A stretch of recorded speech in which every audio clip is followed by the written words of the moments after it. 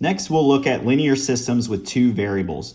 So why do we care about finding the x and y point for a linear system with two variables? Basically, it's the point where the two lines will intersect.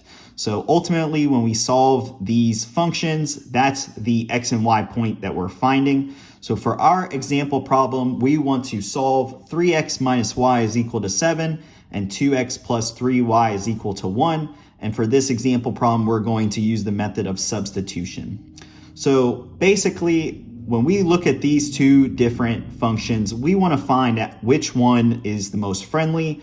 So that way we can have a variable on one side and then the other variable on the other side.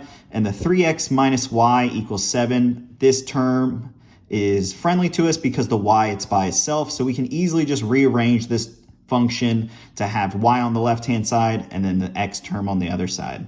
So you can see that's what we're doing here. We have 3x minus y is equal to 7, and we can manipulate that to get y is equal to 3x minus 7. So then we'll take this term and we're going to plug it into our second equation. So we have 2x plus 3y is equal to 1, and we're going to plug in 3x minus 7 for the y variable in this term. So you can see that's what we're doing here. We have 2x plus 3 times y, which is 3x minus 7, which is going to be equal to 1.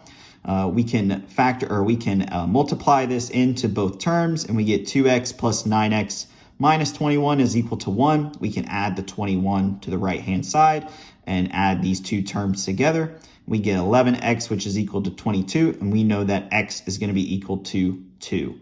And so the last step is we want to take this x value and plug it into our first equation to solve for y. So we have 3x minus 7, which is equal to y. So we can multiply our 2 for our x variable in this term. So we have 3 multiplied by 2 minus 7, which is going to be equal to y. And we know that y is going to be equal to -1. And like I said earlier, this is, if you were to graph these two different functions, you'll get this graph here. And we know that this point 2 comma -1 is going to be the point where these two lines intersect. So that's ultimately what we are solving for when we do these types of example problems.